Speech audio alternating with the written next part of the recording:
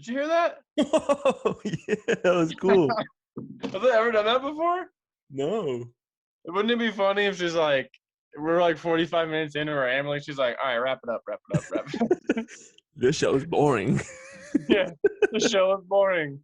Wrap it up. Like, I don't know. That would be funny. Welcome in, everybody. Meet me at the Coffee Pot Podcast episode a bunch. I don't know. What are we at? What was the last one? Well, if I only knew that, I was going to say, I'm really good at adding 1 to numbers, so. This is episode 28. Oh, nice. When's our 1-year anniversary? It's got to be coming up. Because I moved to Arizona. What's today? I moved to Arizona like today last year. I've been in Florida for a really long time. How long have you been in Florida? Almost 2 years now. I moved here in June of 19. And you're just going to stay there forever now? You're a Florida guy? I might be. I don't know. You're a Tim Tebow guy? You can't leave? Yeah. I don't know if Tebow still lived in Jacksonville. Yeah, I guess isn't he like neighbors with Urban Meyer? I guess. Well, they're homies now for sure. July 3rd was our first episode, so I guess we got a little bit to go. Yeah, I almost said though. Are you drinking wine? Yeah, I'm drinking Safeway brand wine out of a Stella glass because I hate wine glasses. That looks like a wine glass, by the way. It just looks like a really big one. Well, those Stella glasses, even at the bar, if you order this is what they serve it in, and everyone else has pint glasses, and you're like, okay, I didn't need that, but thank you. Yeah. Now I look like real pretentious. Yeah, if I see you drink out of that, I definitely think that you think that you're better than me. So yeah, I will talk about you behind your back. Here's the thing about wine glasses: they're completely out of control. They are way too freaking big. I hate the fact that they curve back in on themselves. So you actually have to go more. Like you get to here, right? But then there's actually a lip that comes back. So you're just taking a sip and you're doing this number and you're just getting a little sip. Ridiculous. It's drinking out of a punch bowl. They're like some of these wine glasses are so big. And then the stem is like unbelievably ridiculously thin. Like they're going for something. It's got that chintzy little base. Like this is what it should have been. Like it's thick here, you know what I mean? It's just like practical, but it's kind of fancy. I hate wine glasses. And then they're stemless, which is like now you're just playing, like you're being a toddler playing fancy drink. All right, so I hate them. I saw a stemless wine glass recently. I don't know where, but the bottom was like pointed and it like pretty much like would just roll around like this, but it wouldn't tip over. But it was like a pointed stemless wine glass, and it was kind of weird. I kind of wanted to play with it, but yeah, completely unnecessary. Yeah. Why can't you just drink wine out of a normal glass? Huh? Why can't you just drink wine out of a normal glass? I usually drinking out of a pint glass, but this seemed more appropriate. Yeah, I usually drink it like out of a box into a red Solo cup. Yeah, the way it's meant to be. Yeah, what are you drinking? An Imperial Porter called Ton of Bricks, because that's how it hits you. You only drink beers with double-digit alcohol by volume now, is what I'm getting. 10.2 right here. Yeah. And it's aged on... Oh, it was aged in a whiskey barrel from Whistle Pig Distillery. I don't find myself a big fan of the whiskey barrel aged stuff. I don't know. It depends. I don't like big whiskey flavor in it. I like the beer flavor more. Exactly. So it's like leave it out of the barrel. You know what I mean? You had it. That's how I usually feel like with most of those. I'm like, I think you had it, and then you put it in the barrel. The brewery that I frequent is down the street from my house. They've been doing these where they only release like 1 keg worth, like 5 gallons worth of bottles every Wednesday, and they sell out like in 12 hours. So I have to go in on Wednesday to get that, and then every Thursday they have what they call a small batch, and like today was like a double mocha stout, and they only have that on Thursday, and they make one keg of it, and that goes out like in a day. So literally every Wednesday and Thursday I go to this brewery and have like one beer. I on Wednesday I go, I have a beer and I buy this bottle, and then on Thursday I go in and have like one beer just to taste the small batch, and then I leave. Dude, I'm telling you, there's a novelty in the one, like the limited thing, and that's exactly my idea, just scaled down, which is probably a little more practical. But I'm taking that thing Yeah, what you and want is blowing it that, up. but only that. Like, there's no other choice. No, it's one beer brewery. What if? Yeah, I guess. There's one beer, What and about? I think in the right environment, college town, tourist town type combo, downtown kind of cool area, that same like, oh, it's Wednesday, they make that one small batch. You can get that going. But for like a week, people would do the same thing. They'd meet with their friends, like, oh, I meet up with my buddies every Tuesday. We go to one beer brewery because we try their new beer. But like we only have one beer that week, and then they're like, oh, I tried it, and like, oh, remember that week? Oh yeah, that was my. And then at the end of the year, you release like the favorites or the hits or like the sampler pack, and so then you bring that back and you get people like you always leave them wanting more, but it's like it's kind of gimmicky, but I like think it could work. I kind of like it. I think I'm totally serious. I like the idea. I think we need more than one. That's the only thing. I think we have to have like what? 2 beer brewery?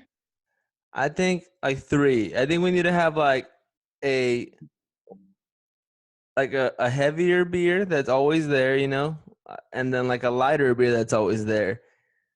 Because sometimes people just want like either like an IPA or a porter, like something fancy, and sometimes people just want to go drink like a session lager and just like pound 60 of them and play beer pong. So we need one of each, and then we need our specialty beer that we only brew once. Also, first, we should probably learn how to make beer. I mean, I believe it involves a large metal or a large glass jug and specific gravity. You have to make it hot, for sure. Do you? I don't know. I think so. See, I'm not sure. I believe you, but I don't. Yeah, you have to boil stuff. Whoa. This is awkward. Sorry, You disappeared. It said Will. I'm back. I went into driving mode. I don't know. I didn't mean to. Go ahead. Where are we going? We're going to the library to get more books so I can put the camera up higher. So 3. All right, we can't both drink at the same time. Bad podcasting. You're right. No one talking, both people drinking. Hey, also bad podcast. I'm gonna tweet out a picture of us podcasting right now on the account. But go ahead. Sweet. Yeah. So I think the first thing we should focus on, as far as like opening up our brewery, is learning how to brew beer. I feel this is how I see this going. Okay. Who is it? Who else involved? Me and you. It's just you and me for now. I think so. I mean, we can't even get anyone else to come on this video that only the 3 of us watch anyway. That's true. All right. Well, that changes the plans a little bit. I'm not very sociable. I don't really like people that much. Okay. All right. I'm low in openness. Now, what's interesting about that is I'm not shy. Like I could get in front of a stage of 100 people and give a speech or whatever, like no problem. Like that stuff doesn't bother me at all. But I don't like that stuff. So every time I envision the brewery, I'm like wearing one of those cool shirts, those button up like worker shirts, and I'm like in the back and I'm like turning wrenches. I believe, at least in my brewery in my mind, there's like wrench turning. Yeah. And there's like things lifting with steam, like like you know what I mean. Yeah. And I'm just like, there's like gauges. I'm pounding on gauges, and I'm like spinning like valves and stuff. And that's where I see myself in the brewery. So what I'm saying It's is like like a '90s, early 2000s submarine movie. That's what you picture this yeah, brewing. Like you have I'm just like one in big the wrench, and you're engine. like flooding. I have to turn this huge wrench. Yeah, That comes with Tide. exactly. And then at the end, like it's like all this. It's like a cartoon where it's like all this craziness, and you see it going, and at the end, like like one pint comes out, and it's like, "Boop," and it's Yeah, perfect. it's like a swirly glass, Yeah, like, and then yeah. It's like, and it shoots over there, and there's like bubble popping yeah, sounds. Yeah, and then and at it's the like you're end, I doing all pull a these lever. things, and I'm outside at the bar, and it's like the pipe, and then I just pour like one perfect beer, and like Yeah, you pour a lever, and it's just there's a pint glass there, and it's like cha-ching, right? It takes like a half hour. That's what I picture. So I picture myself just kind of like. What I'm saying is, I'll figure out how to brew it. Like, don't sweat it. I'll figure it out. like I made wine twice, and it was really good. I So think I I'm can pretty help good. you. Because here's the thing, I don't really know how to brew beer, but I've drank a lot of beer, and I'm No, no, really no. This is good what I pictured. at All deciding right. whether a beer is good or not. That's This like my is. specialty. Let me back up. Let's just pretend for now it's you, me, Carlos, and Angel. Okay. This is how I always saw it. You're definitely the beer aficionado. Like you're the one like in one beer brewery, you're the one who's picking what beer we're brewing, and you're the one who's like, yes, this tastes good or no, it doesn't taste good. Because I would defer to your judgment on beer Yeah, drinking for I can sure. do that. Like, I'm the guy in the back turning all the valves and fiddling with the wrenches. Carlos is the front man yeah, who's like friends with everybody. Everyone knows he does that thing where like someone walks in the door and he's like, "Hey," he knows who to give the free drinks to, who not to. He's like, there's like an altercation. He just like talks to everybody and everyone's like drinking again. Like that's Carlos. He's like running the front more. And yeah. then Angel is 100% on the road, like selling this stuff to all the bar. He's going to Kurt's place in Wisconsin and he's like, "This is why you need to have our beer on tap." And they're Put it like, right "You're next right." to Spotted Cow. Yeah, exactly. We'll Because he's like, fire up the grill. Angel's like funny, and he's like, good looking. So you want to send him out on like the road and be like, sell this stuff. And that's how Yeah. I always saw the four. So you're right. But obviously, everyone's gonna be involved. But that's where I saw. That's where I saw your role. Yeah, I mean, I'm pretty good at tasting beer. That's what I'm saying. So I can do it. Hmm. Whenever you come visit me, if you ever come visit me, we'll go to the small brewery that's right here, and that's kind of what I picture this being, like a small, like nothing huge, but like you have your regulars that come in every Thursday afternoon and drink like 3 beers, and Right. yeah, it's a pretty cool spot. And then I'll come show you. That's just what I imagine. They have like they're brewing the beer in the back. You see all like the pipes and stuff. There's probably a wrench back there, so you can probably get in on that. There you go. Like, hey, do you guys Are need you like someone to cool turn with this the wrench? guys? Do they like know you really well? Yeah, like I'm friends with the bartenders and I know the owners and everything. If we were like, "Hey, can we walk around the back and you point out what does what?" Then would they do that? Yeah, I'm sure they would. That's cool. I've asked them when they brew. They're like, yeah, we brew in the mornings, like before the brewery opens. So like, if you want to show up, Oh, that's cool. that's like when I work. Ah, it's a bummer. Yeah. Work. Yeah, there was a brewery that opened in Laramie right before we left, and it was only open. Actually, like Jamie went into labor when we were at this brewery, which is kind of funny, and it had just opened up. But she was just pounding beers. No, I'm just kidding. She wasn't. But it's like that. You walk in, and it's like there's like a big like U-shaped bar when you walk in, and then there's tables all around it, and then you're up on a second level, and then you look into the level. There's like a railing, and you look down, and that's where all the brewery stuff happens. So you're like on top of it, and you can like look over at it happening with all the big kegs and everything. It's really cool. This one's so small that it's like the bar, and then there's like a little half wall thing, and that's where they're brewing beer. What's this place called? SJ's Brewing Company. Do they have a Twitter? They have an Instagram. I think that's it. I don't know. They probably have a SJS. Facebook. Maybe I should go be their media guy, and then I'll take over the Twitter. I'll start a Twitter for them, and then they had to pay me. I'll work for beer. Yeah. I feel like that would work. It's like SJ apostrophe F. Yes, probably. No, You San Jose. I got San Jose State University alumni. I don't think no, that's that it. might be it, but I don't think so. Well, I'll follow them just in case. Yeah, I don't think they have a Twitter. I'll show you. It's not. Yeah, whatever. I don't think they're on Twitter. All right, dude. Just so you know, this is live right now. Mm-hmm.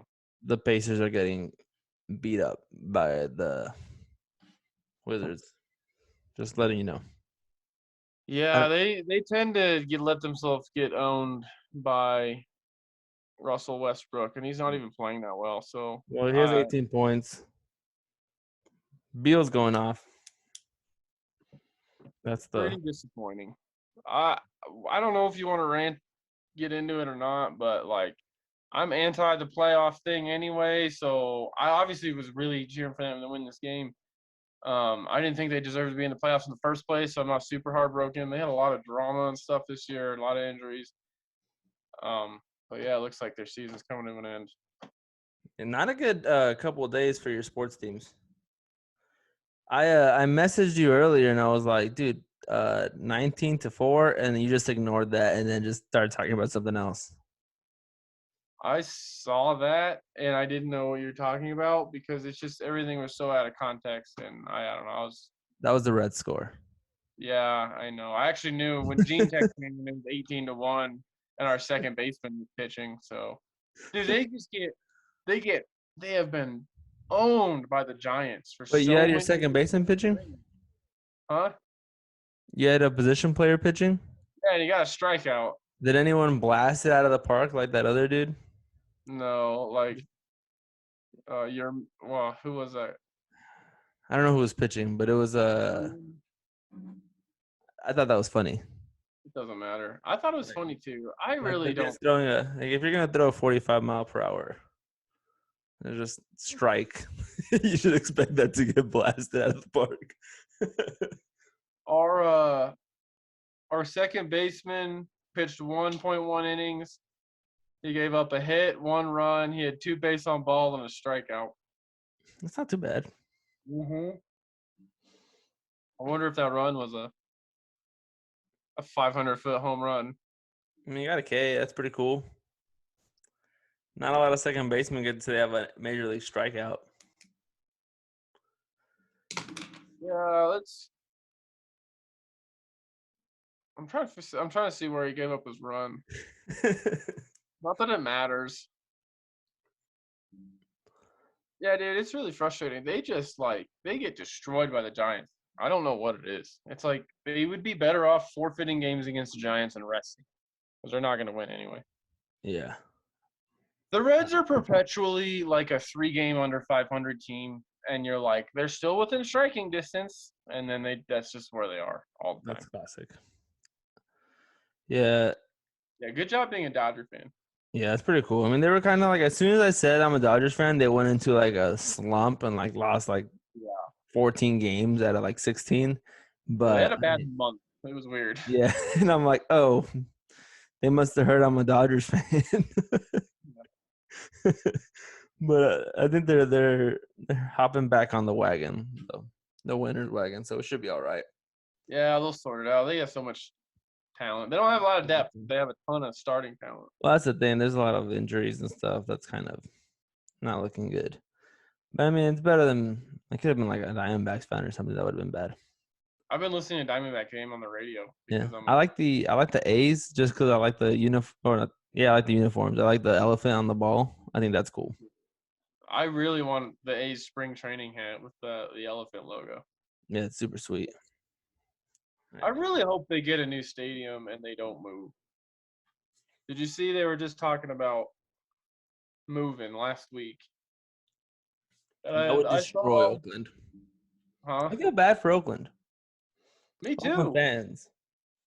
That's why it would be cool, and I think we've talked about it on this show before, but That's why it's like the Raiders left you, but like the Raiders had been there and then they weren't there. You know what I mean? The Raiders weren't. They were like the Oakland Raiders when we were growing up, but like also they weren't. You know, Yeah. they were the LA Raiders, whatever. And then it's like the Warriors left you when they got all flashy, and it's just like it would be really cool for the A's to be like what Oakland sports are. Yeah. And it's weird. They like don't have many fans, but they have like good fans. You know what Yeah. I mean? Oakland in general, the fan base is good. Yeah. And that market deserves something, and it would be cool to have a baseball team. I don't know. A couple years ago, there was all these drawings that came out of the new park they were planning on building and stuff like that because they desperately need a new stadium. They're just like Yeah. old and falling apart and just like infrastructure wise, it's just not good. I liked So Oakland hopefully we can get Coliseum. that I done. liked my favorite was Raiders games in the Coliseum. Me too. Like dudes Because getting tackled in like the infield, that was my favorite. Like they get yeah, up and they're covered he's in getting red dirt. tackled halfway between first and second base. Just they're all scraped up. I'm telling you, and I think we talked about that too, but like it I'm just a little sad that we won't ever have that again. Yeah, no, it is depressing. Like those games were always like too bright. Like they were on TV and they're like the sun was always super bright. And Yeah. like why is this guy running in the dirt? I can barely see because his TV's so bright. And you can't see the lines at all after like the halfway point of the first quarter. And it's never like a night game either. Those games are always like the early afternoon games, and it's like, Yeah. yeah. And it's never even a good game. No. Well, because the Raiders are always involved, so. Yeah. Or the Dolphins. It was the Raiders and the Dolphins for sure. Oh, and then San Francisco used to play. Yeah, it is. I think they did a. So okay, San Francisco used to play it where the A's played in Candlestick Park. But then the A's built AT&T Park or whatever. Or, sorry, the Giants. Yeah. I missed it. But the Giants played in Candlestick Park, and then the Giants built what was then called like AT&T Park. I don't remember the beautiful ballpark that's in my top 5 I want to go to, and then the 49ers just kept playing in Candlestick, and so then they had these weird bleachers where they would like when you watched on the broadcast. There would be like this weird corner where the bleachers end this way and then part of the stadium went back. So there was like people sitting, going back behind the bleachers in the front. It looked really crazy. But I always remember that too. Like, oh, this is clearly not a football stadium. Yeah, I think. I went to Candlestick Park and I asked the security guard if I could go in and take a picture. Not into the parking lot and walk up to it. And he said no. But there's nobody here. So 2 separate stories. Once because I'll go back to back. When I was younger, I went to Los Angeles. I went to Disneyland. It was like me, my cousin, my aunt, and my grandma went to Disney. They took us to Disneyland. We were probably, I don't know, we were young. We were in elementary school. I'll say that. And we took they asked us each what we wanted to do. My cousin's like, I want to go to Disneyland. So we spent like 2 days in Disneyland. And then they asked me what I wanted to do. And there was this like tour of LA, like a bus tour, where they take you to all the sites and they show you. And they had stops for like all the stadiums. And then they went to like Hollywood and did in there. And I'm like, I think doing a tour of the rest of the city would be cool instead of just staying in Disneyland the whole time. So that's what I chose. That's smart. And, yeah, so we were doing this bus tour, and I was a kid. Yet, like for some reason, the only thing from this trip that stands out to me is this the oldest person in Los Angeles was the tour guide, and we were passing by. I don't know. I think we were passing by the Coliseum or something, and he was talking about football. It was back then they didn't have LA didn't have any NFL teams. And he went on this rant about how much he hated the Raiders. He was called and then he wouldn't say Raiders. He called them the Oakland Traitors. The entire time he called them the Oakland Traitors. And he was just ranting. It was like way longer than it needed to be. That's awesome. And I was paying attention because I loved it. I was like, that's an impression on you. Yeah, pretty new football fan. And I just remember this, like the oldest guy in LA just ranting about how much he hated the Oakland Traitors. And then That was my first story. And then what you just said reminded me of the time where I was driving from New York to Arizona. I stopped in Columbus, and I literally just walked up to the stadium. Ohio State. I just walked up to the stadium and took a picture. Kind of like when we snuck into the field in Madison. I was gonna say that was exactly what happened in Madison, Wisconsin. Yeah, we snuck onto the field. Then we looked across and saw that the doors were open. We could have just walked in. Well, yeah, the stadium itself was open, but the field wasn't. But then there was like these giant. There was one corner of the stadium that was like a giant, like a freight, like ramp area, and they were doing stuff, and it was open. So we're just like, huh. And we just like slowly moseyed on in, and then we just stood on the field and hung out until this like tour guy came, and we were just like, all right. Yeah. We didn't even talk to him. He started walking towards us, and we like slowly walked away from him as he walked towards us. Yeah, we're like, because it's like we know why he's coming over there, and it's like, all right, It's very obvious, yeah. He wasn't in any big hurry, and then we just left. But yeah, cool. that was cool. So I was gonna do the same thing because I went to Tucson last month, and one of the nights we had some free time, and I wanted to go see the campus, and so we drove to the University of Arizona, and I went to the football stadium, and I saw there was lights on. But that's not so weird, you know what I mean? A lot of times the stadiums just have lights on. So me and George, we walk outside and we take our picture, the sun setting, the stadium's in the background. And then I'm like looking around and I'm seeing people kind of like milling about. And then like some people going in, and I'm like, I think there's something going on in there. It was like before the practice got started, so there wasn't even music yet. So I walk around and I ask these two old ladies at the gate, like, what's going on in there tonight? And she was like, it's an open public scrimmage. And I was like, what? That's and awesome. So we parked in a 20-minute loading zone outside some dorm. And so Jamie, I was like, I'm going to take in George. Can you go move the truck? And so Jamie took the car, and she went and parked somewhere else. And then we all watched like George couldn't make it that long, but we watched probably like 45 minutes of University of Arizona scrimmage, which was cool. It's just cool being in the stadium. I'd never seen it. Yeah, it's awesome. That stadium really gets pretty crazy like during games. You can tell. I could tell because it's just big enough that it's like enough people to really like matter, and it's like there's not a huge sideline area, so it's like pretty close to the field. And then another key is it's pretty vertical. It's like pretty up and down, so it's like you feel really boxed in there. So I was like, I bet this gets wild during I want to go to the Arizona State game. That side you were on is the student section side, and that place gets wild. That's where I was? Yeah. You were on the east side, right? I don't know. Yeah, probably. So the open side was to your right. On the home side. Yeah, if you're on the home side, that's the student section. That whole side is like the student section is like a whole like the 100 yards. That entire side of the stadium is student section. That's so cool. Yeah. Yeah, there was a good crowd there for because it wasn't even the spring game, like the formal like probably on TV spring game. It was just like it was a scrimmage. Yeah. But I was like, there's a decent amount. I mean, there was refs and stuff, but I was like, man, there's pretty good fans here for that. So that was cool. So I had this idea. Speaking of like stadiums and stuff, you were saying that. So I think when we're talking about it, we should do another sports bro road trip. And I was thinking we brainstorm some areas that are cool that we can go see different stadiums and stuff. And this is completely unprepared, so we're gonna this is off the dome. Just because we did like a mini Midwest road trip the first time, which I'm sure we've talked about probably 100 times on this podcast. I don't think it's been mentioned. It hasn't been brought up. No. Actually, earlier in this podcast, talked about it at least twice. Yeah, because I said Kurt's place, and then we talked about Madison. Maybe we talked about too much. Which is why we need another one. We literally have one set of stories, so we got to make more. That's a good point. Yeah.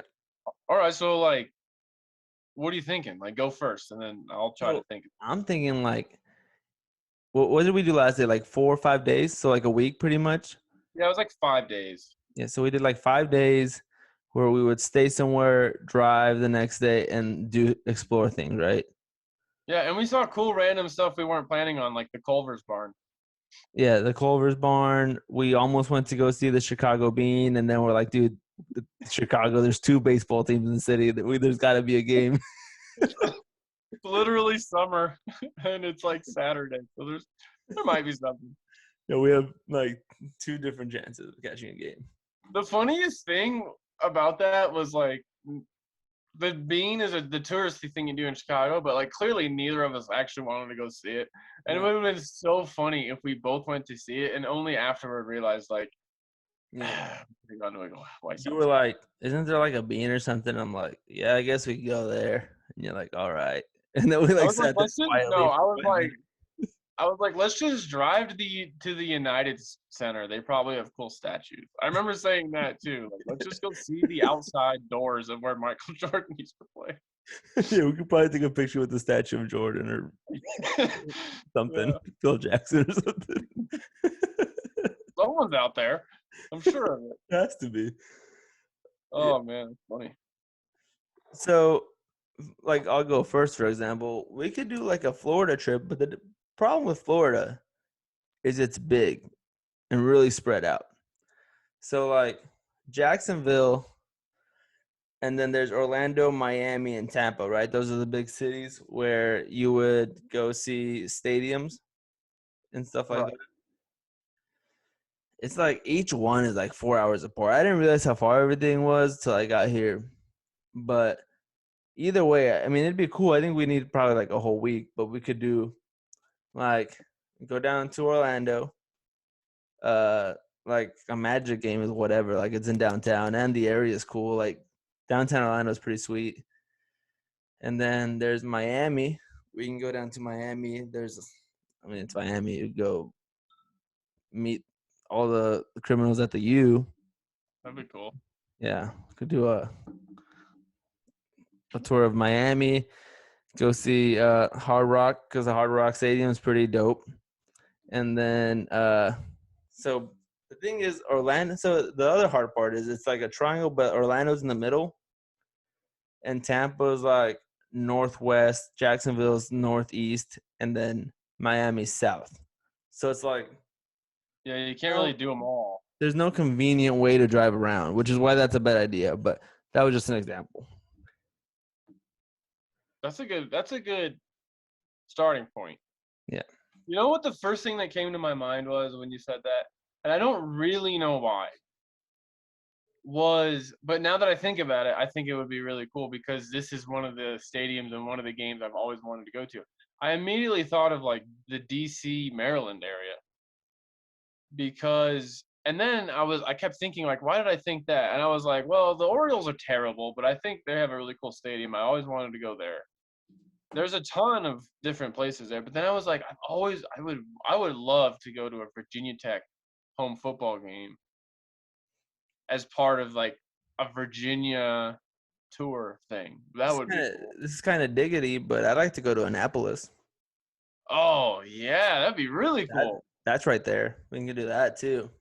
Yeah, so that would be a really cool area too. I mean, honestly, I've thought about this a lot, and I've never thought about that area, but that would be super cool. Like Baltimore has a lot of stuff going on, DC has a lot of stuff going on, and then there's and then it's just like the part of the fun stuff is like the stuff you see and the stuff you do traveling from one sports deal to the other, and then you're in like DC, and I'm like, I don't know if you're interested in it, but I'm super into like Civil War history, and so there's like battlefields all over the place. There's monuments all over the place. Yeah, that would be a cool area to kill a week for sure. It'd be awesome. And then, I mean, as far as baseball games go, we go see if we go in the summer, we go see like the Nats. Yeah. And, like we could catch minor league games too. Yeah. It'd be sweet. The Orioles, Wizards. There's like always something. I mean, you could go any time of the year and there's something going on. The Capitals, that'd be cool. Yeah. So my actual answer, which is kind of a cop-out, I think, 'cause it's super easy, right, is like the Northeast in general, like the whole New England area. Yeah. I think that'd be cool. So I really want to go to Boston. Boston's like a city that I want to visit. Boston's the coolest. Yeah, that's what I hear, and I've never been. So I want to go to Boston. Like I need to go to a game at Fenway before I die. So you were like just talking about how you were on a trip, and they were like, all right, what's like one thing you want to do, right? You went on that bus trip. Yeah. We took a family trip where our turnaround point was Maine. We went to Acadia National Park, and then we went home. And they did the same thing. They were like, "What's one thing you want to do?" And I was like, "We have to go to a Red Sox game." And so this was in 2007. It was before my sophomore year of high school. It's kind of like our last family trip, I think, like camp where we would like bring the pop up trailer and go camping and stuff.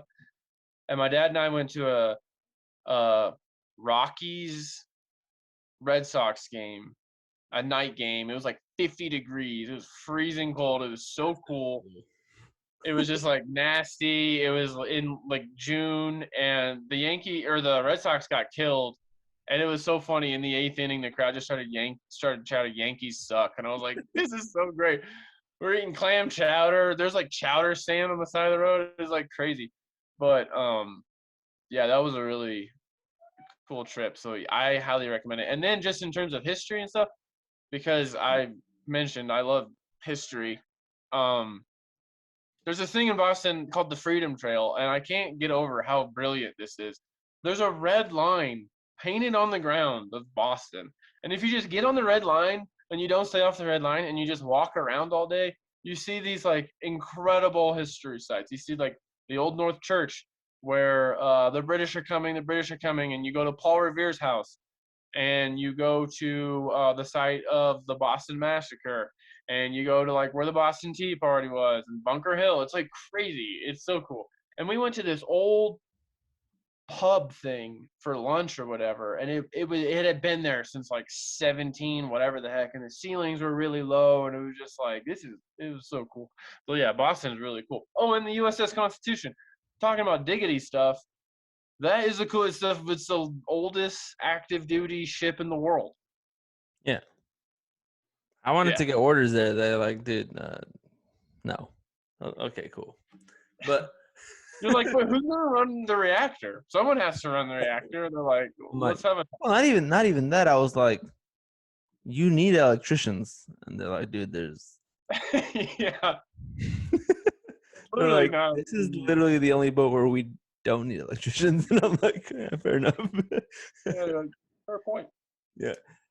So back to like sports stuff, right? Boston, we can show up to Boston, and then we're like, we can drive an hour and a half, and we're at MetLife or Yankee Stadium, and then we can drive another hour and a half, and we're in Philly.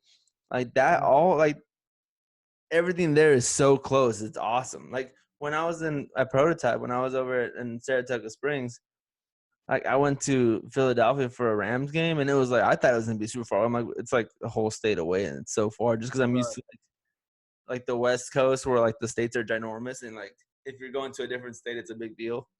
Uh huh. And it's like, dude, it's like a 3-hour drive, and it's like, oh, well, we'll just be there today and come back home today. That's pretty cool. Like, Yeah.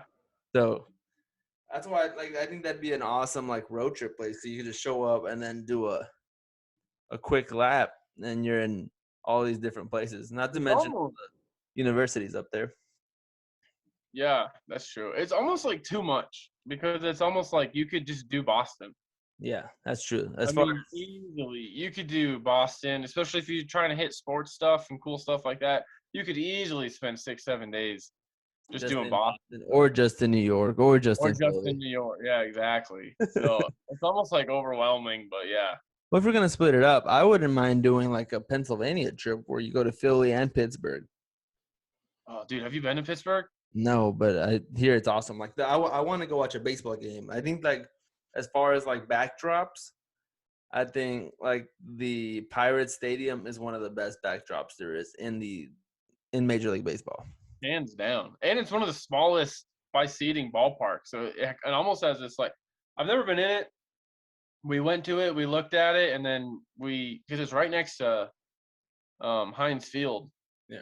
When we hung out in that whole area and we went downtown and stuff like that, but so we got to see into it. But it's like, yeah, it's like the most picturesque stadium from where you're like, yeah, where you're looking out. It's like unbelievable.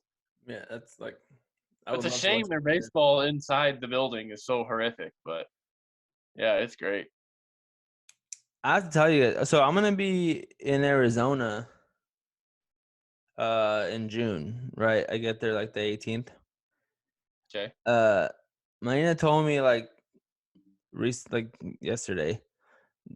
She bought my ticket to the baseball game for Father's Day. That's my Father's Day gift. She also said I'm not getting you anything else. I'm like, fair enough. That's awesome. Wait, like she's going to, or she did She buy it? bought it already. Oh, yeah. We need to So deep on that. yeah, for sure. I don't even know how much they were. I might be bankrupt. I might sit in the nosebleeds and be like, call you, be like, hey. I think she got good seats. She's like on the first base line or something. Well, she might bankrupt me trying to go to a baseball game to hang out with you.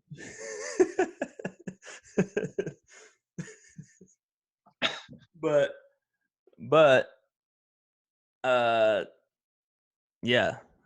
So I'm going to that. We definitely have to hang out while I'm in Arizona. I'm gonna be there for 10 days. You have to come down to Tucson or at least Phoenix. So you're going to go to Phoenix first, and then you're gonna head right out and go straight to Tucson. So I'm showing up. I'm landing in Phoenix hopefully June 18th. I'm actually barely gonna buy my ticket because my leave just got approved literally today because of COVID. I had to like sign waivers and stuff and say, That's fun. yeah, it was ridiculous. I had to do like a risk assessment Is that like worksheet. a COVID GMT? Oh, I mean that's like last year. They don't even care anymore. So they just said that they just did the whole like if you're vaccinated you don't have to wear a mask anymore thing. So like this is the first week where I haven't been forced to wear a mask at work, so that's cool. Oh, And because I'm super vaccinated, also I can't feel my left arm, so like so that's fine. I don't need it because I can levitate. Uh, I can make cell phone calls just by thinking about it. so like it's a give and take, really. uh, but I mean, but it took me forever because they had to like, what are you doing while you're at home? And I'm like, well, I don't know, hanging out with my family. And they're like, immediate family, where you're staying, how many people are going to be there? Ugh, Do they gosh, leave me alone. do they wear masks? I'm like, so my cousin's getting married, and I said that I'm going to his wedding, and they're like, how many people are going to be at his wedding? And I'm like, I don't know. It's not my wedding. Like, I'm not in charge of this, dude. yeah, I forgot to ask. I just got invited. I'm like, do you usually ask when you get invited to a wedding how many people are going to be there? Because I don't. And they're like, fair enough. I'm like, yeah. So I don't know. I can't tell you. You just lie. 10. I should have. Yeah, I mean they're basically asking for it. I was like, dude, uh, what if I just told you I'm not going to the wedding anymore? And he's like, well, it's too late. I'm like, all right. Exactly. Yeah. All right, so you get here the 18th. I'm getting the 18th. We're going back home that night. So when's the game? Sunday. So then you're After coming back up for the game. Sunday afternoon game, like 3 p.m. Sunday the 20th. Think so. All right. Father's Day. And then you're going back to Tucson that night. Probably. And you'll be in Tucson the whole week. Yes. I leave like I think I'm gonna try to leave like the next Monday, the 27th, I think. I mean, we definitely have to hang out while I'm there. I'm just trying to figure out when. So I'm assuming the wedding is the 26th. I think it's a Friday. Oh, so maybe the 26th. Might even be a Thursday. I remember thinking it's a weird day. Thursday, that would be solid. I'd be like, dude, mad respect. Yeah, I think he might be a Free Thursday. the weekend up. That would be sweet. Yeah, we'll figure it out. For sure. We could probably come down. I want to go to that Sonoran Desert Museum. That looks really cool. It's pretty cool. You should We go. went to the zoo, the Reed Park Zoo. How was that? It was really good. It was like, especially for having a 1-year-old, it's not a very big zoo, but it was like the perfect size. So like, Yeah. 2.5 hours, we saw every exhibit and we ate lunch, and boom, we were out of there. We walked there. We walked there from the Airbnb, walked home, took naps. It was sweet, dude. It was really good. And it's a good zoo. Like it's not huge, but it's pretty solid. It's good enough to take kids. I feel like you go and the kid gets tired enough, and you see all the things, and it's like not overwhelming. Like if you go to the San Diego Zoo, you're there for a day. Days. Yeah, You have to live days. there. Yeah, you wait in line for 2 hours just to see the pandas. That's So crazy. I don't actually remember that, but I remember it was a long line to the pandas. Dude, I saw the actual Chinese pandas in China, so I'm good. I'm good. I've filled up on my My panda. recommendation is if you're in San Diego to go to the safari park instead of the zoo. Yeah. You see a cheetah. But now saying that, because we went to the safari park, and I do want to see the zoo just because I have been. I want to see both, but I really do want to make a trip to San Diego because one, it just seems really cool.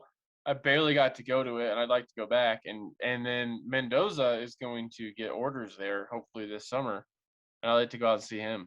Talk to him. Yeah, he's supposed to get orders in July. Yeah. He's I gonna let tried me to talk to know. him. I He tried might to. be passing through. Yeah, he was trying to come. Well, he's trying to go to Florida a couple weeks ago, and I was supposed to like if he was able to go, I was gonna pick him up and stuff, but he wasn't able to go. I was actually kind of excited to see him. Yeah, things like that. When everything just happens so fast, it's hard to scramble together to put plans to be able to go. Because Especially if you're in Hawaii. oh, geez, yeah, forget it. But yeah, I know a lot of us wanted to go, but I did get to see a couple guys from the boat in Phoenix. I met up with Barcelo and Beausoleil. Oh, how was that, dude? Oh, it was so cool. There's this Italian place down there that they really like, which Were they in it's like Phoenix? one of the yeah, they're both in Phoenix area. And so this Italian place is one of those places that's like a market, but then it also has like a walk-up deli counter that you can order food at, and it was just really good. And it was good to catch up with those guys. I hadn't seen either one of them since we moved from Washington, so that was pretty cool. But yeah, they're doing good. They're doing real good. Yeah. Barcelo just graduated, Oh, nice. I and he honestly works for forgot like about this. him, but I was actually really good friends with him on the boat. Oh yeah, he works for this like really fancy ass mountain bike company, which is really great because he's super into mountain biking now. So it's just like there you go, really cool. Wilson And then just sent me a Beausoleil, picture. Hold on, real quick. Wilson just sent me a picture, and it's a list, and it's like a folded up piece of paper. You can tell it's kind of old, and it says reasons to never go back to sea. And it's just like a page long. Like it's the entire. oh yeah, It's just reasons to not go. It's kind of hilarious. dude, make a list of reasons to go back to sea and just write friendship in one big word. Yeah. Bros. Do Yeah, you guys not remember summer brocation? summer brocation, Was that 2016? 2015. It was 15? Yeah. Summer brocation 2015 was. Oh, he missed that. That's the issue. That was my first patrol. No, it wasn't. I think it was. No, because it was one of my last patrols. Yeah. We didn't spend that. We didn't do many patrols together. We both I got got to the to the boat boat. in 2015. We got to the boat in January of 2001. I don't know what the problem is. No, I'm just kidding. It feels like when you're with somebody, it feels like you're with them forever. I showed up March of 2015. No way. Yeah. I Because literally don't believe you. the first time I saw the boat was on my birthday. It was a Tuesday, March 24th, 2015. Are you sure it wasn't 2014? No, it's 2015. We were on the boat for 1 year together, basically. We only did like 3 patrols together. Were you there for DMD? No. Oh, you weren't? No. Oh. Maybe that's why my mind's all time warped. And we only did like 3 patrols together. There's like the Princess Patrol where you call me a princess, I don't remember that. where we lived in the ELT bunk room, right? Yep. I lived in Rack 4. And then I think the next bunk, I think I like the next patrol I lived in the RC bunk room. Man, you're a man without a home. I went. I actually they sent me back to the Edith bunk room, and I chose to go back to our Cedar bunk room. Yeah. Yeah. Yeah, the lights are always off. It's always dark and cold in there. Edith bunk room is like it's loud. The lights are always on. Everyone's awake all the time. I'm like, I'm good. Yeah. That's the worst, dude.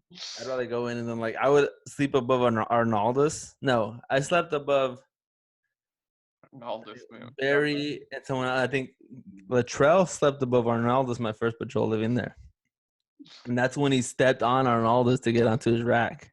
Oh my gosh. Like Brad's leg was hanging out and Latrell stepped on Brad's leg and climbed into his rack. And Arnaldus Like it's out of almost his rack. It's fair game. It's a step. I mean, it was like barely hanging out of his rack. Also, all of that means is that when Latrell climbs into his rack, he steps on Arnaldus' rack. Yeah, which is real great to know that he. Yeah. Ah. Arnaldus was so upset, but he didn't say anything because I don't think he ever talked. Yeah, he stepped on my leg and I didn't like it. Yeah. I almost killed him. I could have snapped him in half, but I didn't. Like, yeah, you know, he like nod really heavy. Yeah. Oh man, I forgot about Brad Naldis. Yeah. Oh, Chief Diamond messaged me the other day. No way. Well, it was before Steph's thing. He messaged me about that, but like I was like, why is Chief Diamond messaging me this? I'm like, I'm afraid. What did he say? Well, he just wanted me to tell like Sadie and whatever, like that he had whatever they needed, they could contact Chief Diamond. Is he still in? I think he's back. I don't know. I heard he was back in the Nevada on the Gold Crew. Oh, yeah. Jackson's back on the Nevada on the Gold Crew. Oh. I'm pretty sure DeLeon's back on the Nevada on the Gold Crew. DeLeon definitely is. I don't like DeLeon. Not a big DeLeon fan right here, dude. You can't say that, dude. We're recording. Oh. Does he listen? What? Does he listen? Yeah, he's our biggest fan. Oh, wait. I don't care. I don't like him.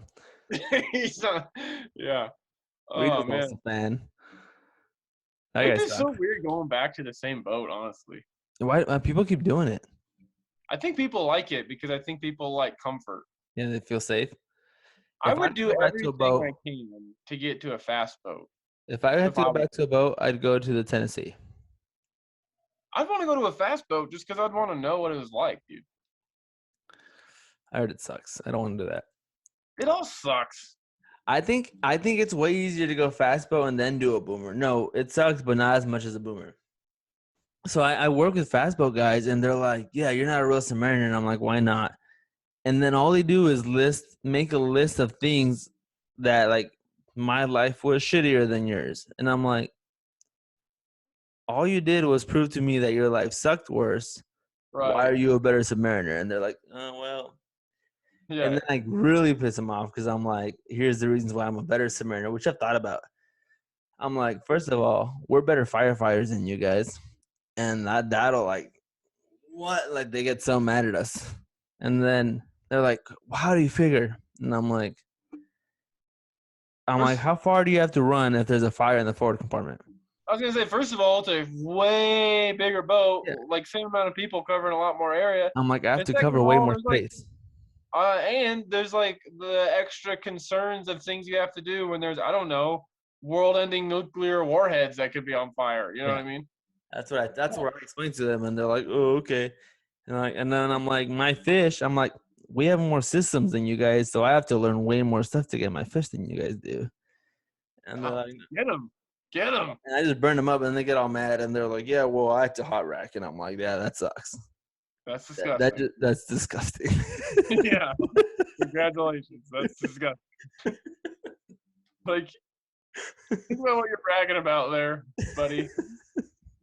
That's all you got. Yeah, it's gross. Like, yeah, I agree. That's bad. You have to climb into a warm bed. For those listening who don't know what high racking is, it's where you share a bunk. It's called a rack, and it's where you share it with at least one other person. So They they're usually sleeping while do. you're on watch, and then you sleep when they're on watch, and so you're sharing a bed with a guy. They usually do 2 beds for 3 guys. Right. So they have like a weird rotation going where like you wake up, you go and watch, and then the other guys sleep, and then you like come back, and the other guy woke up, so you get into whatever bed's open. I guess I don't know. It's Yeah. weird. And it's called hot Probably racking because the probably bed just gross. stays warm because there's always somebody in it. Yeah. And you climb in, you climb in, and you're like tired after a hard day, and you climb in to go to bed, and it's warm from a guy who's in there 4 minutes Yeah. ago. There's no cold side of the pillow. No, no. Like So that, yeah, that was like your only safe space on our boat was like you climb into your rack and it's like, oh yeah, this is my home. This is my I was safe. just I loved my rack. I was just Yeah. telling Jamie the other night, like because I bought this Goodwill Champion full gray body like sweatsuit thing, and I would take a shower because it was nice and it was cold on the boat, and I would have my vent full blast, and I would just get in my sweatsuit and like get cuddly, and I was always on the very top rack. Me too. And when I was senior enough, I had my head. There was a wall right by my head, so it was just like this little cave. And dude, I never slept better in my life. I think I learned that from you because my entire time I was on the boat, I moved over when I finally got into the Edith bunk room. I moved over to rack one, and in the RC bunk room, I had rack one too. So I had a full coffin, which is the wall on either side of my head, Yeah. and Oh, it's cozy. then I kept it. I was the electrician, so I controlled the temperature of the bunk rooms. Right. I would crank it down. It was always super cold, and I had like my little vent full blast, Yep. and I would sleep in sweats. I would like hoodie, sweats, Oh, and it was so dude, cold. there's And I was nothing like, better. cuddle up. And I would read a couple pages of a book, and then I would put on some music, and you would just, dude, it was actually great. It was awesome. Like I would watch like I don't know, like Letterkenny or something where it was like 20-minute episodes, and I would like watch 20 minutes or something, and then I'm like, just oh yeah, I'm tired. Just go to sleep, and I just passed out. I would get so comfortable and like, when you first get on the boat, you're like nervous because you're like trying to do stuff, and you're nervous in the sense of like, you know what I mean? You're just not relaxed. But by the time you're a senior member of your division, it's just like chill. So I would be so relaxed in there that I started sleeping through alarm. Yeah, By the the one end thing, of my underway, I mean, I slept through a general alarm once, and someone woke me up, and they're like, "Get up!" And I was like, so confused, like, "Why are the lights on?" They're like, "Dude, there's like alarms going off. Like, go battle station, go." that's one thing I miss about the boat is like I'm not like bragging it, but I was good at it. Like I was good. Like I was Yeah, friends with the cooks. I was friends with everybody. I was an electrician, so like I mean, it's not like power, but like as far as like having power on a boat goes, like I controlled a lot of things, you know. Like and I was like, and a lot of the stuff Edith controls is way behind the scenes, like yeah. that people don't even really think. But like, there's other people who control stuff that's like they're out front and obvious, but like Edith just runs stuff. And like I think like so the submarine's like high school, right? But just dudes. And as far as that goes, like I was one of the popular kids on the submarine. Like people like me. I like hooked people up with like batteries or whatever they needed, and then they'd like give me whatever I wanted. Like I was like just It's like high school. It's also like jail. yeah, it's a little bit of both. Yeah, Probably closer to jail. You're probably right. yeah. And then once you started talking about the underground bartering system, I was like, Yeah, yeah, it is kind of like jail. that's true. I was friends with the cooks, and they'd always hook me up. So except for that one guy that didn't want to, and I had to scream at him in front of everybody. But let's not talk about Yeah, that. I wasn't that good at it because of the aforementioned not being super social, but I fit in. I did all right. Yeah, I mean, people wouldn't mess with you. Like if you just Yeah, yeah. No, I threaten didn't have any to. problem with that. Yeah. Remember that one time that we called Fisher a princess because he felt the pee under his mattress? Yeah. We And we did literally the put a single pea under his mattress and he felt it. Oh, it's his fault. yeah, so he's a princess. So we tried the whole princess and the pea experiment on one of our friends on the boat, and he was a princess. That's just what it came down to. Yeah. It's I mean, not our instead fault. of a pea, we used a wrench that was this big. Yeah. It was They're just right in the small of his back.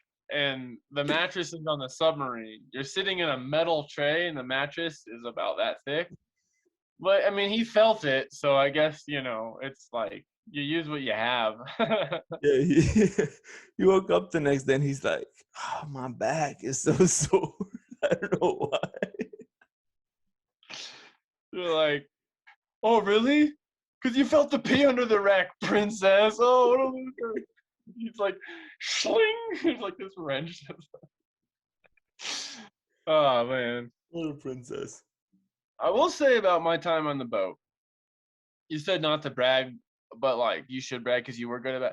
One thing I think that I was by the time I was real senior is I think that my You knowledge. haze, you haze the new guys. No, I didn't. I think that my You're a knowledge. You're a hazer. I was not a hazer. Dub ain't no nub. Oh my gosh. So there was a joke, everybody, that Dub ain't no nub and Dub hates the nubs because I like specifically was super helpful to the nubs. What are you watching? Orange juice? Nub? That confused me so much. But I think that my level of knowledge was pretty respected by the end. And people people who wanted me to sign their car definitely wouldn't come to me. But people who like legitimately were interested in what the heck was going on in the engine room would actually come back and talk to me, and I would like really teach them stuff. And I think I gave the fairest, best ship's checkouts on the boat. Wilson Seriously. would send people to me. So new guys would go up to Wilson, ask him for a checkout. And he said, do you want a checkout or do you want your card signed? And if they said checkout, then he'd give them a checkout. And if they said, I want my card signed, he would literally say, hey, go talk to Rios. He's working out. And like I had guys come up to me and they were like, hey, Wilson said you would sign my card. And I'd be like, what do you need? And then, they'd give me they'd ask me like, let's say, for example, I mean, this is what I would do. All I cared about was, do you know where it's at? Dude, Do you know how to turn it off if it's on fire? Which I think that's fair, right? That's pretty fair. So they'd be like, hey, all right, I need the electrical distribution system checker. And I'm like, all right, dude. And I'm like, what are you, like a sonar tech? And he's like, yeah. And I'm like, I don't know any sonar tech things. Let's say sonar is on fire. How do you turn it off? And they'd be like, why would I turn it off? And I'm like, well, because it's on fire. And I'm like, okay, you're dumb. I'm not going to sign that. Like if an agent came up to me and he's like, I would be like, hey, what if this pump is on fire? How do you turn it off? And they'd be like, yeah, dude, like I'm literally like, this is the only thing I'm at. Like, all I want you to do is save my life. That's all I want.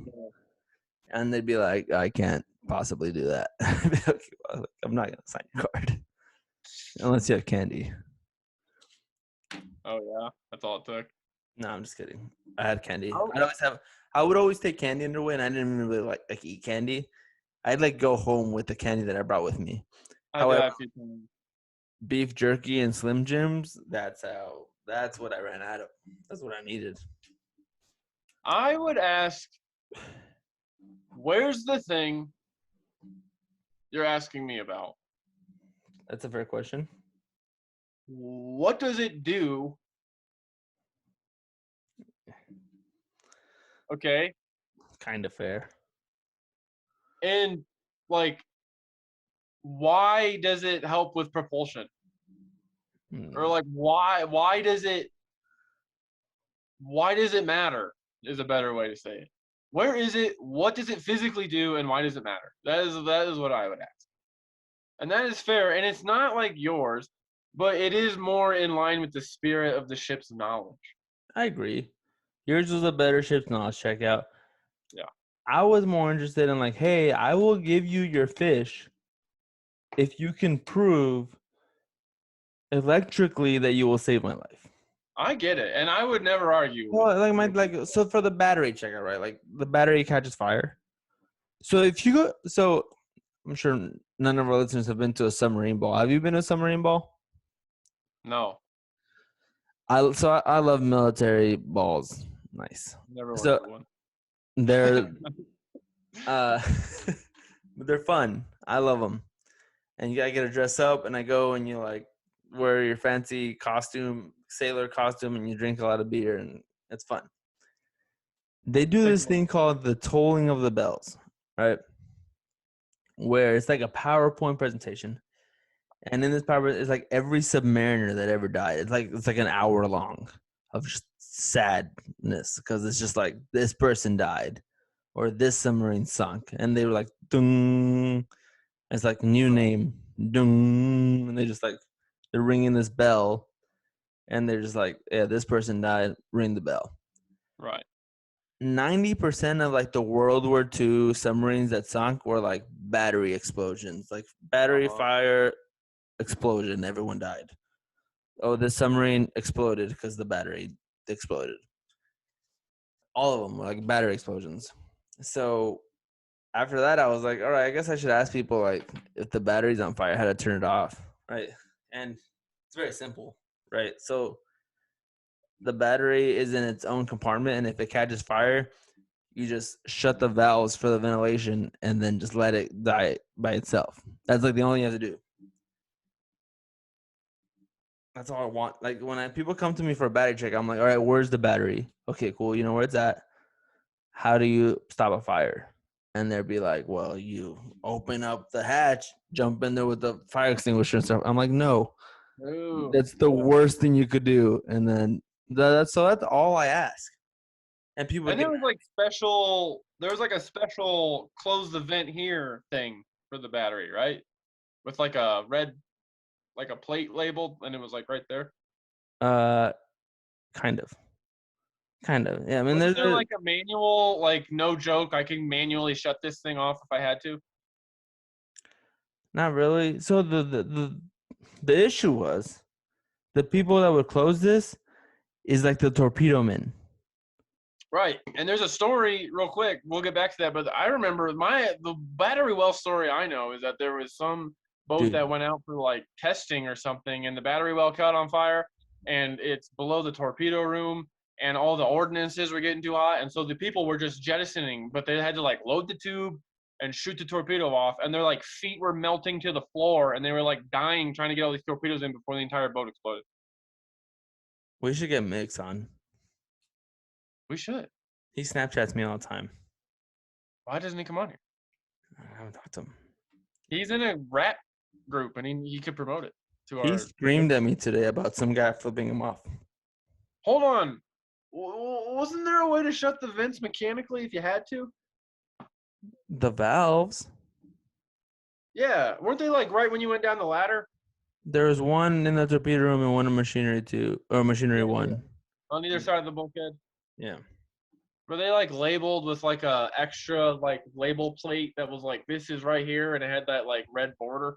Probably they should be. Have you ever talked to a torpedo man? I've talked to Mix. Yeah, they should probably have neon lights. Mix was the one that's what the whole thing started, where we started asking coners how many days there were in February. Right. Because Mix was like, I don't know, like 30. I'm like, why? Why do you say that? And he's like, I remember is it 31? I'm like, dude. I remember we used to walk up to coners and just say, how many degrees are in a circle? The F with them. I couldn't do that one either. That's mean. Okay, real quick, back to the checkouts thing. When I stood ship's boards, which I did a lot of on my last underway, I would ask one question, okay, to the coners getting their fish. I would ask, how does the boat move through the water? Like, how does it propel itself through the water? That's all I would ask. And I would say, and please draw a drawing to help you explain if you need to. That's the only question I would ask. So when I gave checkouts, I kind of thought like the only existence of you walk through that watertight door, you are in the engine room, and the only point of the engine room is to push the boat. And so when you got a checkout from me, I would bring it back to just like, so how does that make the boat go through the water? That's what I always brought it back. And I think that's how I based my ship system knowledge off of. All right. I mean, we're going pretty long. You want me to end this off by reading some of Wilson's reasons to not go back to a submarine? Yeah. They're kind of funny. All right, I'll start from the top. All right. So, reasons to never go back to sea. Ready? The first one is the electrical operator loses his kick because the cone gets ran over and loses the buoy. And then in parentheses, it says EO kick buoy interlock. That's kind of like. Two things, real quick. Wilson was an e-diver on the boat with us, so he was the same job as Rios, just so you guys are keeping up. And also, I'm glad you guys got kicks. I never sniffed a kick, so I'm not too worried about that one. Go ahead. Yeah. One time I ruptured my eardrum underway, and when Ediv heard about it, it was during midi ops, and I was supposed to get off in San Diego to go see the doctor, literally to go see the doctor. Someone told Wilson and Rudy, so it was Wilson, Rudolph, and Sandoval, I think, told him. Wilson was supposed to get off in San Diego, but I took his spot because I need to go see the doctor. So they told Wilson, and Wilson's like, dude, no, that means I can't get off in San Diego. So first, like, I literally rushed my eardrum. And then he looks at Rudy, he's like, dude, I'm not getting off in San Diego. And Rudy's like, I don't care about you getting off in San Diego. That means I'm losing my kick. So I'm like, these are like my two of my best friends on the boat.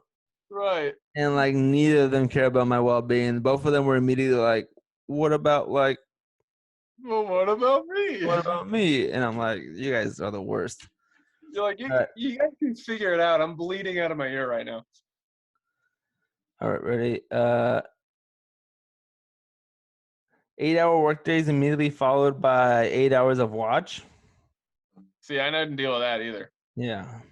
So point one, I never got a kick, but point two, I never had to do that. So yeah, that's what. Shitty haircuts. I don't care.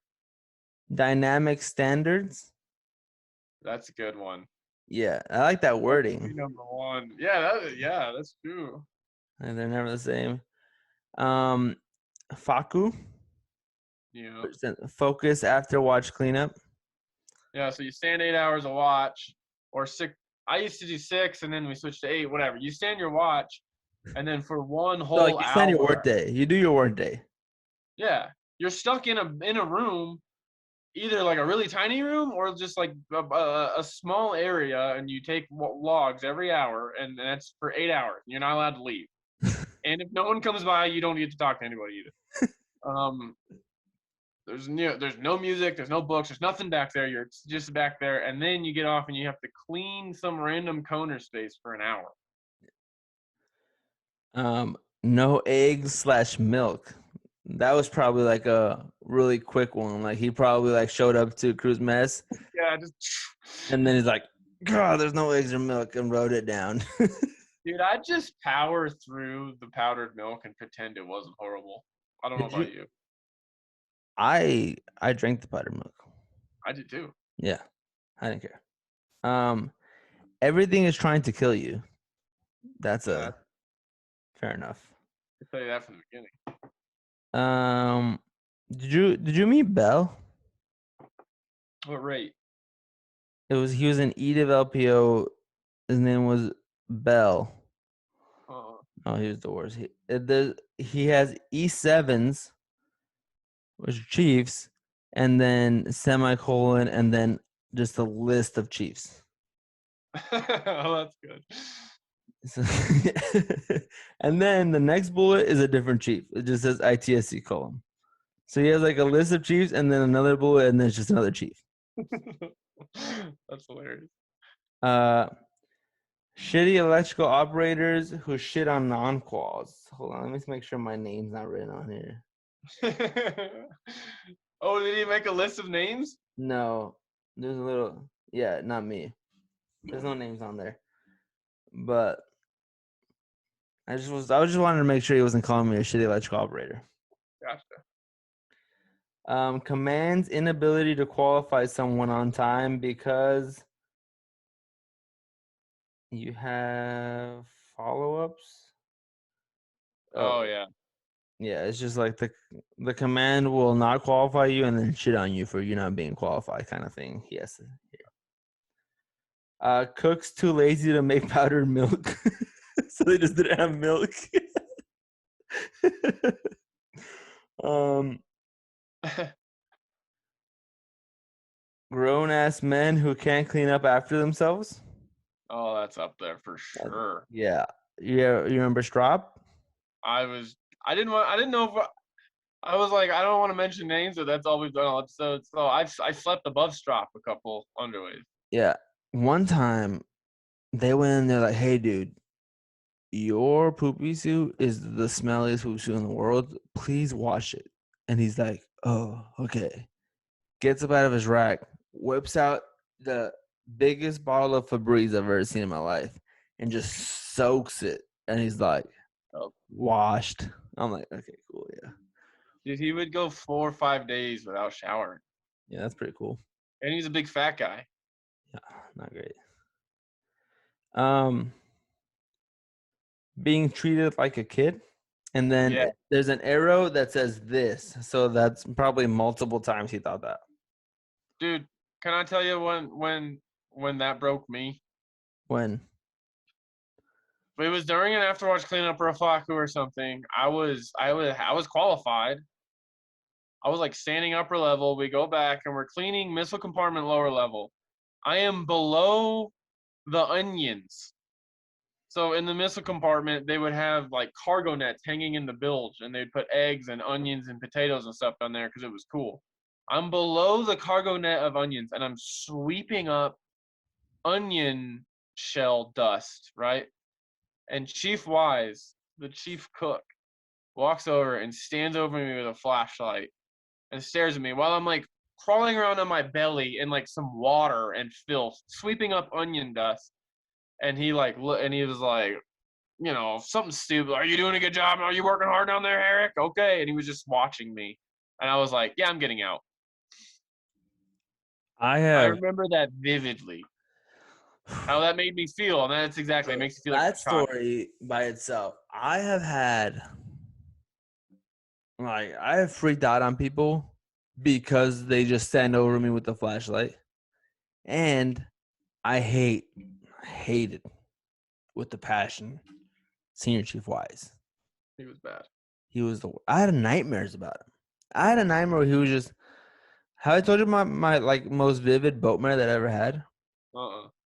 And I have a Chief Wise story.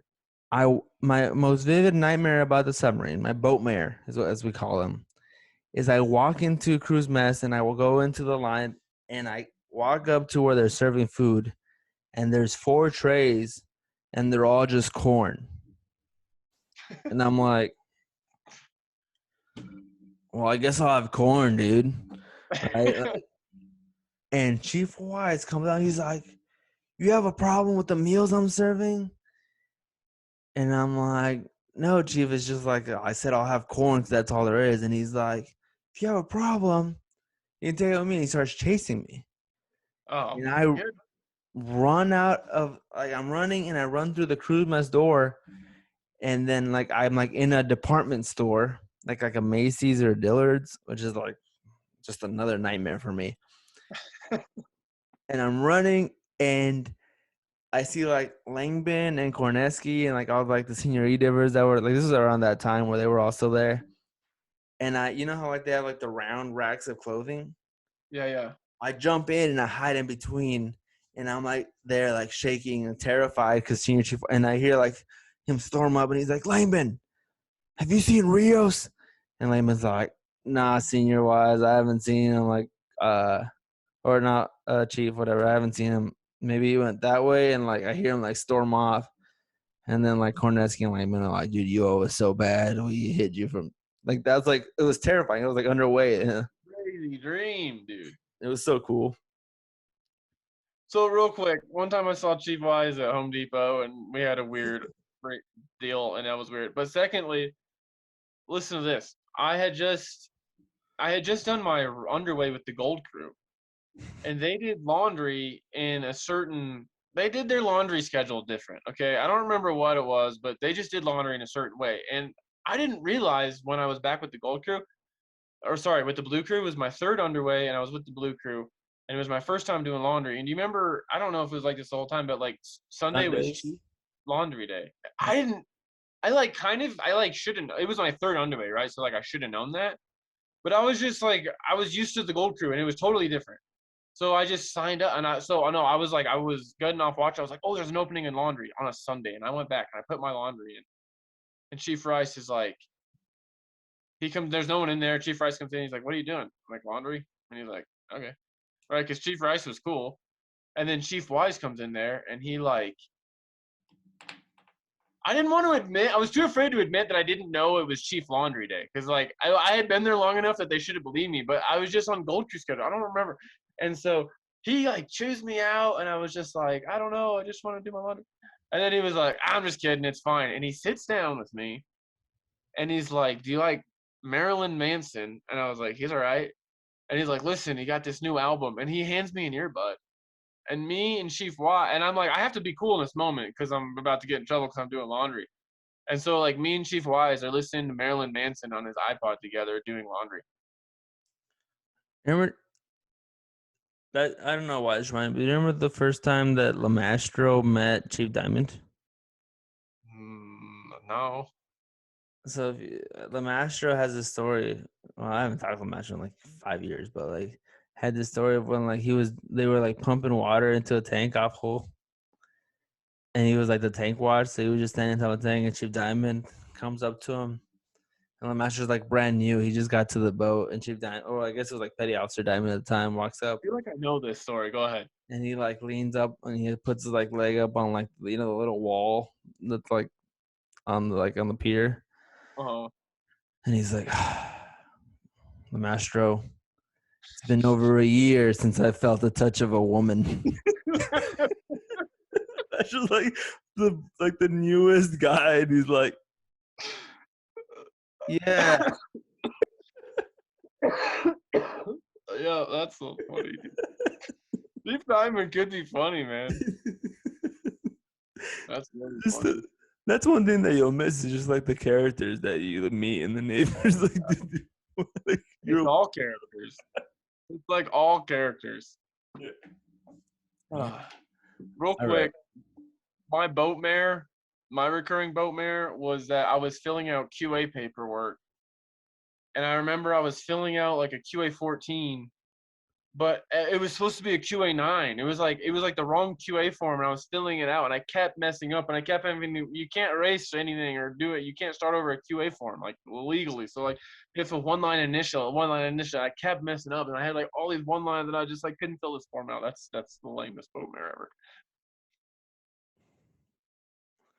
Throtofin had the best boat mare. But the pump in his living room or the motor controller in the living room? Yeah. He bought a brand new house and the motor controller was installed in his living room. He was like, no, why? Yeah. Why would they put that there? Yeah. All right. So I'm going to read the last two, which are, so one is all caps. It just says, I love my wife. Okay. Yeah, I mean, fair enough. And then the last one is in red for some reason, as opposed like the rest is in black. And this one just says, if you're getting a good deal, someone else is getting fucked. That's well said. Yeah. That's actually well said. That's like the biggest truth there is. Like there's good deals, but you're just taking it away from someone else. I would say I think we had a decent ability to take it, to like know you were getting it and just take it. Like, yeah, dude, you're on cooldown. Sorry, it's like arbitrary. Everyone's gonna go home and see their families, and you're gonna be here for 20 extra hours. It's just the way it is, and you just be like, all right. You know what I mean? That's one thing I liked about the mentality of at least the nukes and stuff is we had this like, hey, I'm sorry you're getting screwed, man, and then be like, yeah, no, I get it. I was super good at it. Like I was. I mean, I also like my wife wasn't there and stuff, so like it'd be me just going back home to my apartment. But I was just like, "Yep, I guess I'm staying here. Like that's just the way it Yeah, is." that's the way it is because it honestly does for the most part even out. Yeah. So So, I want to do. This is a pretty Navy heavy episode, but I want to do another episode. Maybe we can do it when Mix is here. But if we can somehow kidnap Angel Barrientos and get him to if we do this, get Barry and Mix together, I think that'd be great.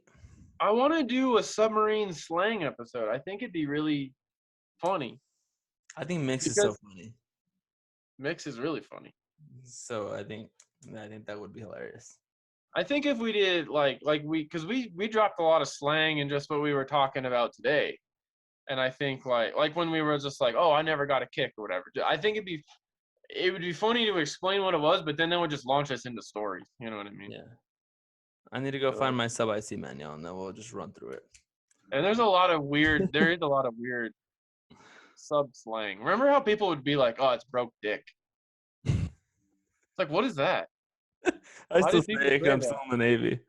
They'd be like, what's wrong? Yeah, no, but now as a guy who works for the federal government and went to college for 4 years, like outside of it, like you would never say that. But they'd be like, what's wrong with it? Be like, I don't know, it's broke dick.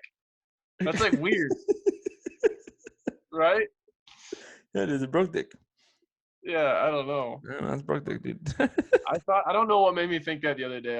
I think it's because I said it or I almost said it, and I was like, nah, I don't say that. But All right, man. yeah, this was I good. think this was a nice long episode about stuff that We only didn't we talk. know about. Maybe drop it as a two-parter. I don't know if you can do that. I know. I don't know if I can figure that out, but you Probably could. I don't know. Maybe. I'll try to get it out tomorrow. okay. All right, dude. I'll talk to you